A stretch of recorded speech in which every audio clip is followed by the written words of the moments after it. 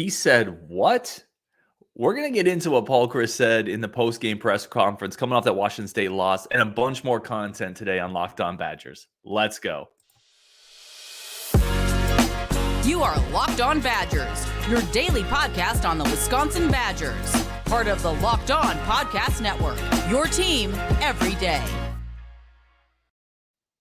What is going on, everybody? I'm Ryan Herrings, your host of Locked On Badgers, here to cover your team every single day. So appreciative of everybody tuning in. I know we're still coming off that bad loss. Today's show is brought to you by Underdog Fantasy. Sign up underdogfantasy.com, promo code Locked On, and you get your first deposit doubled up to $100. So, yeah, we're going to jump right into it and bring Mike onto the show, friend of the show. Hasn't been on for a good week and a half. Last time I saw you on the show, Mike, we were still on the over for Wisconsin and riding high, so that's taken a bit of a hit. But I want to start here. So this show's going to be fun. We're gonna talk a little Washington State, talk a little Paul Chryst press conference, but then we're going to go bigger picture. We're going to talk Paul Chryst. We're going to talk what this season needs to do to be a success. But I want to start here, Mike, and I want your thoughts on these. There were two things that came out of Paul Chryst's post-game press conference that it kind of blew my mind a little bit. So the first is he basically started off the press conference. I don't even think it was a question at first. He said, "I'm really kicking myself going forward on 4th and 3 from the 47. Put our defense in a bad spot, gave them a short field. I really am kicking myself for that decision."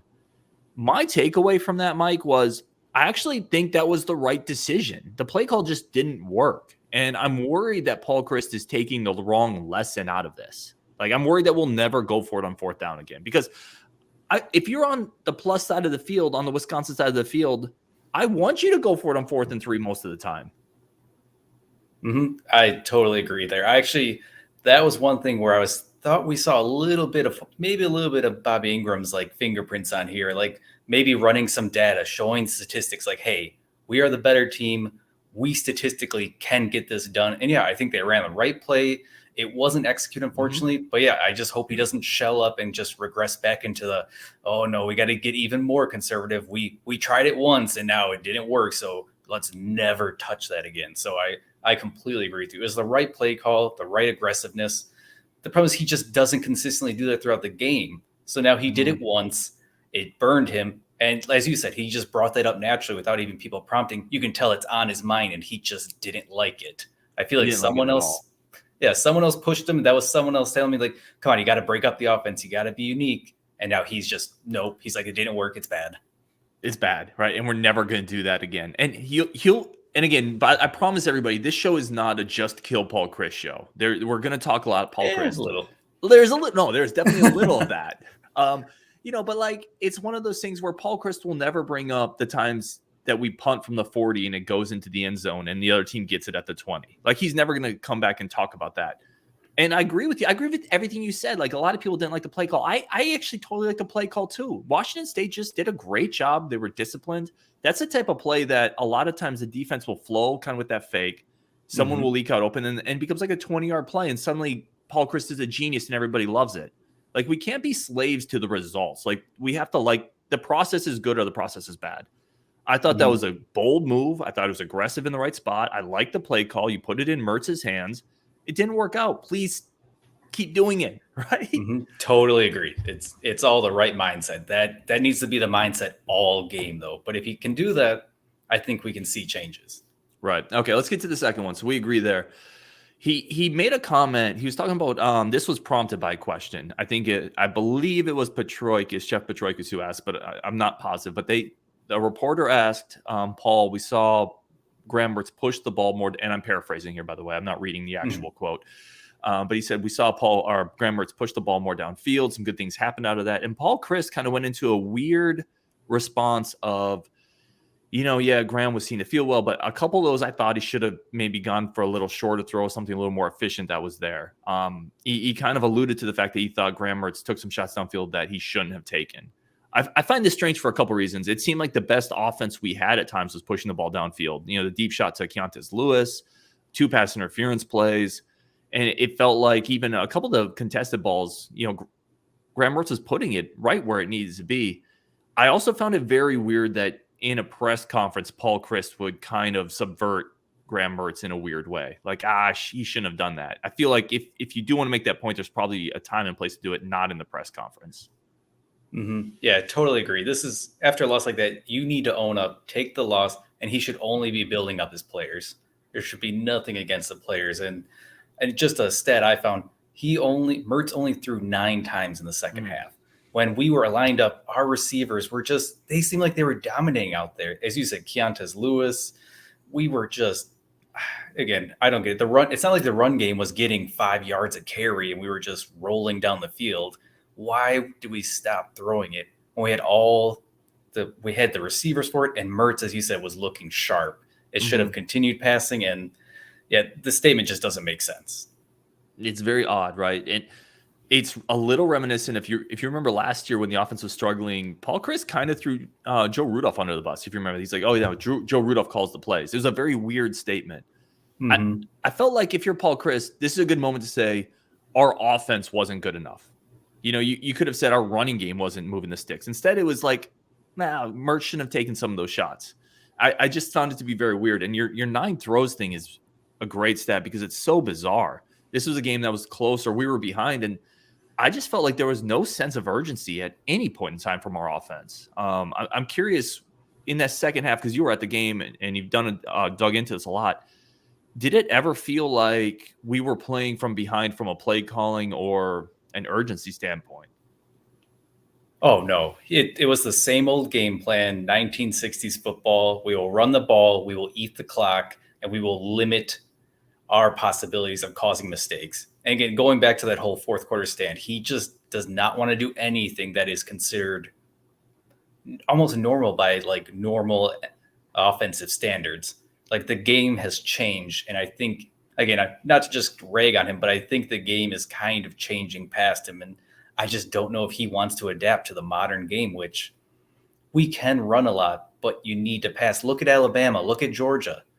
They run all the time, but they know how to work the pass in too. And I just don't know if Chryst has that in him. Do you see anything, and I'm curious on your take on this, and this is just kind of open-ended. Do you see any differences with Bobby Ingram calling plays / influencing the quarterback? Do you see something different here, or does this look really just like a Paul Chryst offense? Personally, I'm not seeing a whole lot different. There's a few more screen passes. The route trees look a little more diverse, and like the whole setups are looking a little bit better. And it's a little hard to. Part of that might just be on Mertz's better development. He's putting the passes in better spots, and he's kind of running a little more sharper. He's not like throwing errantly, and he's not putting the ball in trouble. So I'm not sure if that's how much of credit to give that to Mertz for just general improvement, or is Bobby actually kind of scheming more things and helping make it simpler for him? So it's a little bit here and there. But honestly, I don't see a lot of change. Yeah, I quite frankly haven't seen a lot either. I do agree. I think we've seen a couple easier throws to receivers on the edges. We've seen a couple of the receiver screens that's come back a little bit. But for the most part, it almost feels like maybe Bobby Ingram has more ability to call plays, but the overall game scheme or the sequencing is still like a Paul Chryst thing, right? In the first half, it was still very much run, pass. In the second half, it felt like we got really tight. And I just can't imagine Bobby Ingram coming from the NFL, having been around a lot of different offenses. You just can't imagine that would be where he would go unless that's getting influenced at some level by Paul Chryst. And I have no idea. That's just my take on it. Does it feel like that to you, that maybe Paul Chryst still has his fingers in the offense, or at least is dictating kind of what we're doing? Oh, it does. I mean, just speaking as being at the game too, there were some other people there. You could just tell like people expected the plays, like first down, it runs. Second, you can just tell how they're lined up, just kind of the feel of the game. You can tell it's a run, a pass. And it's like, if the average fan here who's just watching can guess it 90% of the time, imagine what a defense that actually scouts this and knows what they're doing can do against that offense. They know what we're doing. And it's there's 8-9 people in the box, and it's still a run. It's just, I don't know where the creativity went to, and honestly, it just brings me back to those days where I think Belima had a lot more say in it when he was offensive coordinator. And it just goes to show that Chryst just doesn't have that aggressive or willingness to change.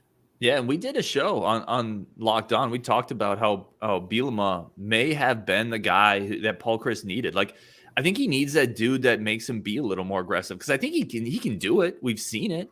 We've seen Wisconsin with Paul Chryst put up 70 points. But that was with Bielema kind of pushing the aggressiveness button. Coming up, we're going to get into Paul Chryst. We're going to talk about, quite frankly, how hot his seat should be, if it should be at all. We're going to talk about that next on Locked On Badgers.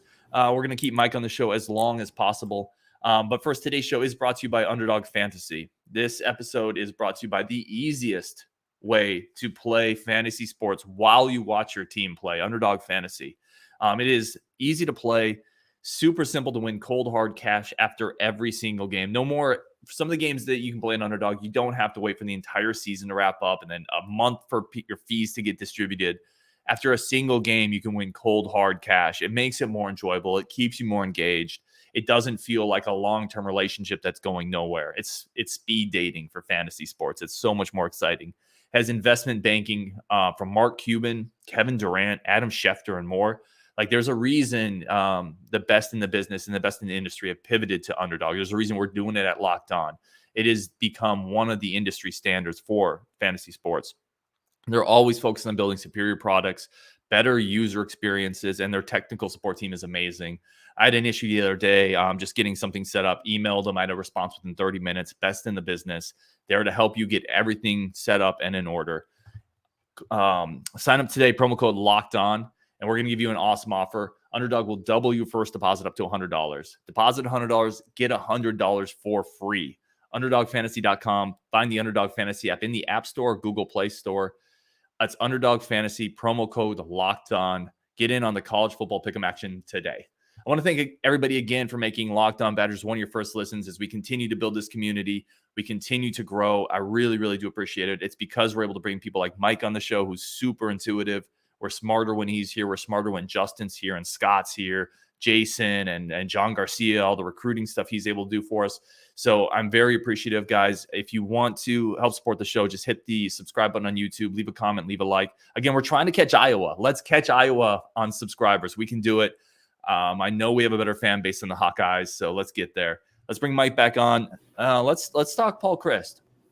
So this is, I think if you go to Badger message boards, if you go to Badger Twitter, I think the number one hot button topic right now among Badger fans is Paul Chryst, right? Should he be in the hot seat? People defending him, saying, no, look at his overall record, 2-time Big Ten Coach of the Year.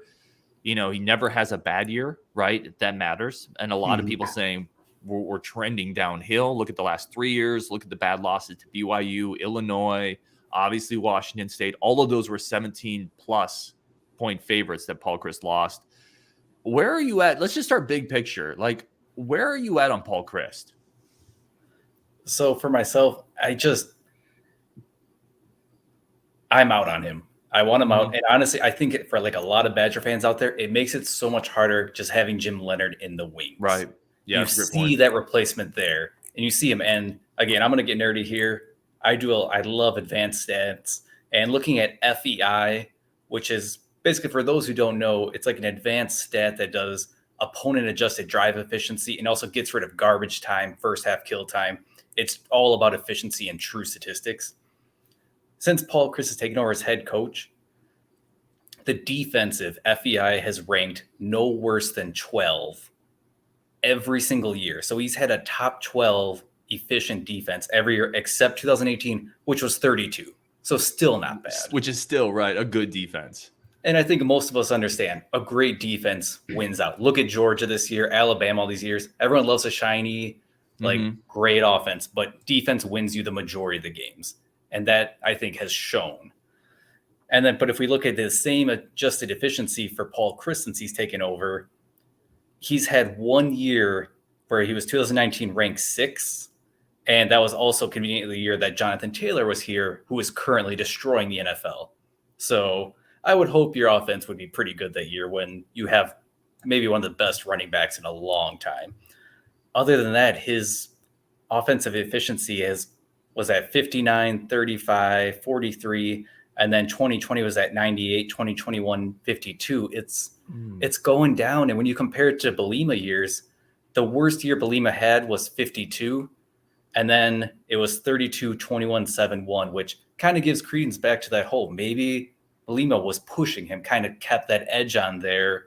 And some people want to give Gary Anderson a little bit of like flack for things, trying to change things. But his rankings for the 2 years there, offense 24 and 23. So I mean, he was no slouch on offense either. His teams were better offensively than Paul Chryst typically are since Paul Chryst became the head coach. I had not to segue. I had a very a show that people gave me some flack for, where I said Badger fans should be thankful for for Gary Anderson, because he brought in this defensive culture that led to Jim Leonard, and quite frankly, his offenses weren't that terrible. So actually, can I give you some credence for you? Yeah. If again we're gonna go nerdy here, we're going advanced stats. Brett Bielema, his defensive efficient FEI rankings were hovered in the 40s, low or high 40s. Not great, not terrible. But then, lo and behold, we have Gary Anderson come in. It goes from 2013 to 2014. His ranking jumps up all the way to 8 and 21. And ever since then, we have not gone down. So again, you got to give him some credit. He flipped that defense, and it's been a switch since. Yep. And we were good before without it, but I think it goes to show the defense has been pulling us again, and the offense just has not been there. So let me frame this for you, because I think you're making a really interesting point, and I love to dive into the numbers. Paul Chryst is at his core an offensive coach, right? He's an offensive guy, a quarterback's guy, quote unquote, right? I mean, he's the quarterback whisperer. That is the reputation. But quite frankly, since he's been here, the offense has been not good, and in some years really bad. Outside of that 2019 outlier. So if you have an offensive coach whose offense isn't very good, like, why do you have that offensive coach? I think is the argument you're making. Now, let me play devil's advocate. Let me ask this. Is Paul Chryst the guy who hired Jim Leonard? And some may say, listen, that's a no-brainer. But he was not a guy with a lot of experience. After basically coaching DBs for a year, he made him the DC. Like, there has to be some credit to Paul Chryst for building, I would say, the culture and for making some really sharp hires. Like, I think that's been, if you look at the totality of his career in Madison, I would say the best thing Paul Chryst has done is make smart hires and build a good culture. I will give you some credit to that, but in the back of my mind too, I always sit there and just feel Alvarez's presence sitting back there. And he's not someone that just sits by and lets things go. How much of that things were Jim Leonard? How much of it was Alvarez's influence saying that he should maybe look at him? I mean, I don't know. Maybe I'm just like kind of reaching out to the weeds for something to kind of go against Chryst too. But I mean, Alvarez was such a great coach. He's what turned Wisconsin around. Who's to say that he's not the one that brought Leonard to Wisconsin, kind of pushed Chryst to get him on here, kind of gave him that nudge. And also, I mean, Leonard, this is alma mater. Like, that's a pretty good selling point too. Like, and Chryst seems like that guy. He loves a guy that wants to come back the Wisconsin way. We do things the Wisconsin way. So I think that gave Leonard a huge edge in trying to get the position. Sure. No, all that's true. It's a difficult. I think it's difficult, right? Let's move on to this next point. So I know where you're at, and I don't think that's unrealistic. I think a lot of Badger fans are where you're at. They see a downward slide, and quite frankly, they want to stop that downward slide before it bottoms out, right? That's the whole point here. Realistically, from a university standpoint, and knowing Madison, that this athletic department is not a knee-jerk group. For better and worse, that is strengths, that is plus, pros and cons, obviously. What would it actually take for Paul Chryst to be on the legitimate hot seat from a university standpoint? Because he's there from a fan standpoint right now. Yeah, and it's hard to. Like you said, there are pros and cons to this approach. If we were going by fans, we would have gotten rid of Greg Gard by now, who I think has been a fine coach, if not a really good coach. But some people would have wanted him out immediately. They think he just can't recruit or he can't develop. Again, I think that's too premature. And honestly, I think he's a good coach so far. But going from our administration, unless we start missing bowl games or consistently our 7-6 win teams, I don't think much is going to change, honestly. If we can win 8 games every year, I think our administration is completely happy with that. I'd agree. I don't think if we won 8 games every year, I think you'd have a lifetime contract. You'd be Kirk Ferentz. Which again, look how spoiled we are. Oh, yeah. We only win 8 games a year. How horrible.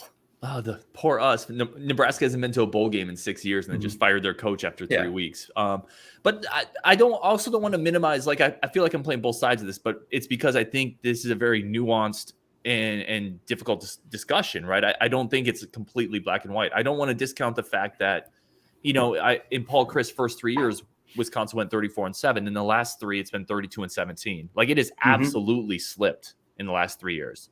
There's also a real troubling trend here of losing. We talked about Illinois, BYU, Washington State. These are bad losses. They're not just losses. And, that matters. You can't lay an egg against bad teams. So I think there's a legitimate point here in terms of, Badgers fans' frustrations. I don't think it's completely knee-jerk. This has been building for a while. So I would say a couple 7-6 seasons, maybe you miss a bowl game in one of those, you go 6-7.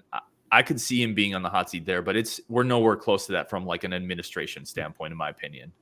Yeah, and I totally agree. And some of it too is just offensive excitement. Like, if we're not excited to watch the games, it makes you not want them there. Like, if it's not going and if it's going the wrong direction. And just one thing I was looking through too, and again, join us in the chat too. Let me know if you guys know any other players, but I was trying to dig through who were the last great players since he's taken over, like our great offensive players that he's actually like recruited.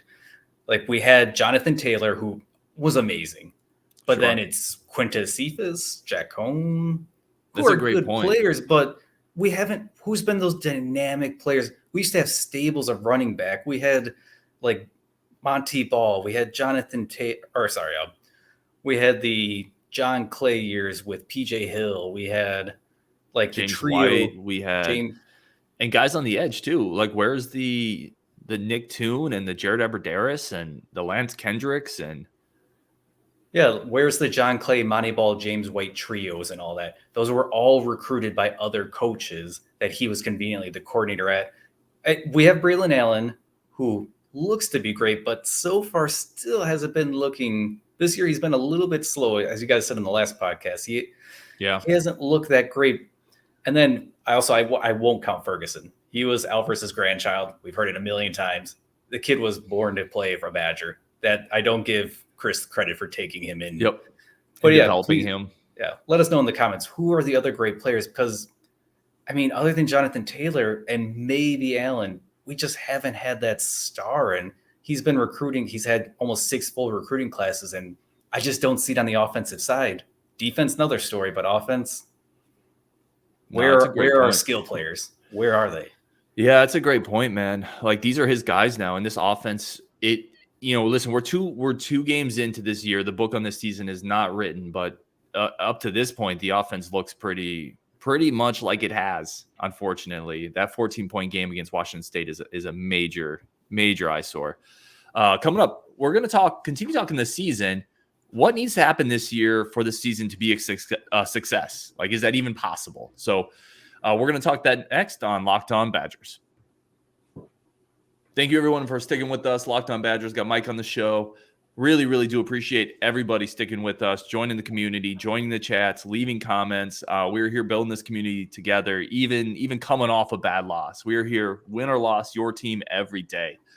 Mike, I want to kick it to you. This is obviously a deflating loss. I was talking to one of my buddies, Mike Millman, who I used to do a Badgers podcast with, and we were talking about nobody really thought this was a playoff team. But you also don't want all hope to be removed by week 2, right? Like, you want some optimism to continue. So this loss is so deflating because we all expected that first loss to be Ohio State, and then when you get it in week 2, you still have Ohio State coming up.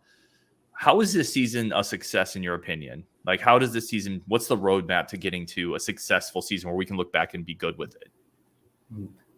The minimum is winning the Big Ten West. And again, no realistic Badger fan saw us as a playoff team, nothing. Every year for us, what should be realistic is winning the Big Ten West. And that should be the standard. With the occasional, we win the Big Ten, we make the playoff. And with the expanding to 12 teams, in the near future, we might actually be able to make the playoff every now and then. but that's what we want to see. And if we don't win the Big Ten West, again, it's just year after year. When was the last time we won it now? It's been 3 or 4 years. 3 years, yeah. Yeah. And it's just, you don't see it coming. You don't see it happening. And who's our competition been? Iowa, Minnesota, Northwestern won it one year. Northwestern beat us out for the Big Ten West. It shouldn't happen. So if we win, what if we win 9 games? So we drop Ohio State, we drop one more somewhere, which I think is totally realistic, quite frankly. Mm-hmm. That might be a best case, by the way. So we go 9-3, but we win the West, and then we get shellacked by Ohio State in the Big Ten title game. Is that a successful season? Honestly, I would say it is, just because we have not been to the title game in a while. If we can just get back there, that's what matters. It's just building that base again. Mertz would be back for another year. We'll have Allen back. We're kind of building everything again.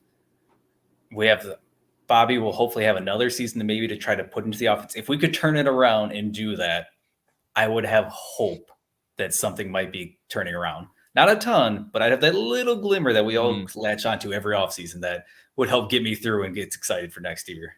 Let me go deeper on this. And for everyone watching, leave your comments below. What is a successful season in your opinion?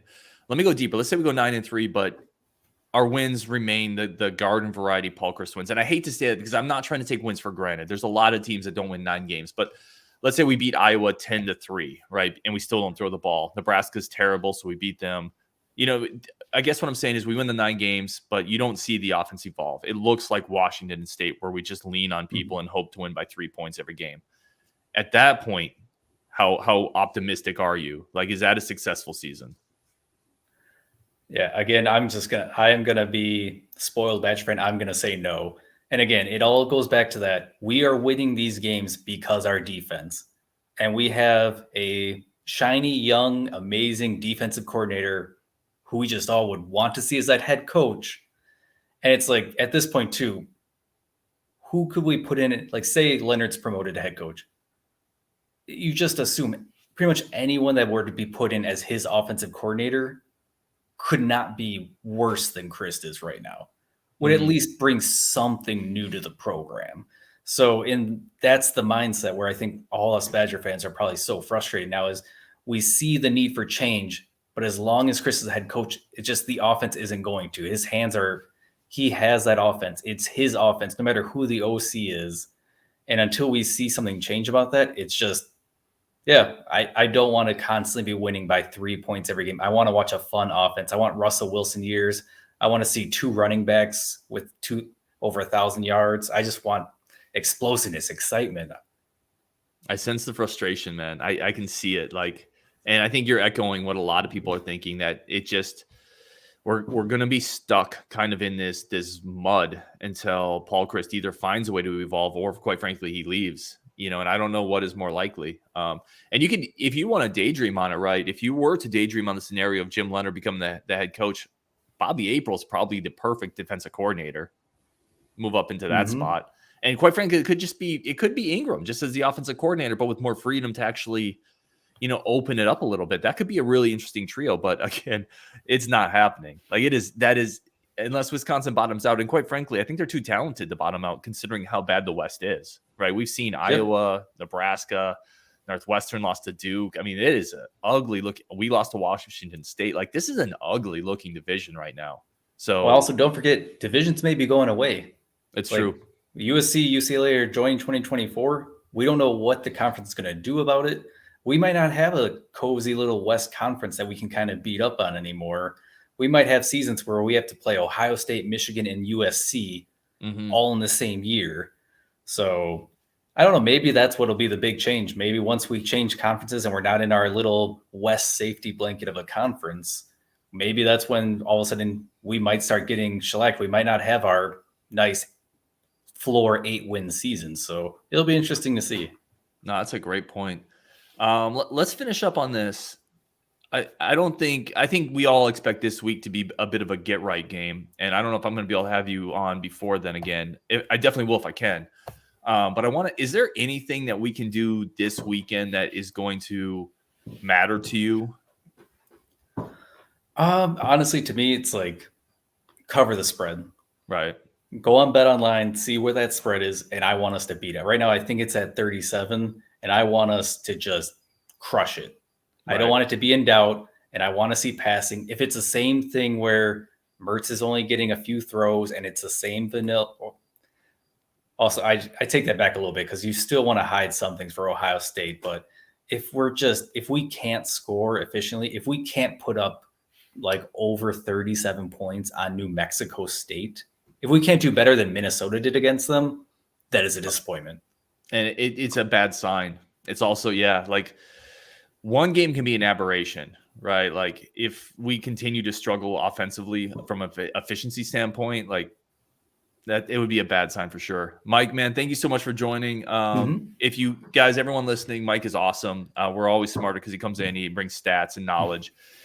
Thank you everyone for listening. Leave your comments in the show below. Where are you at on Paul Chryst? Where are you at on what would make this offense successful? Where are you at with Paul Chryst's comments about Mertz taking too many shots downfield and his regret going for it on 4th and 3?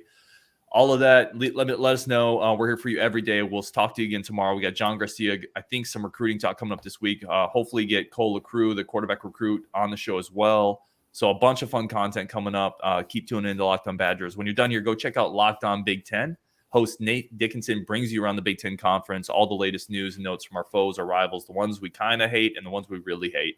All that on Locked On Big Ten. Until next time, we'll talk to you tomorrow on Wisconsin.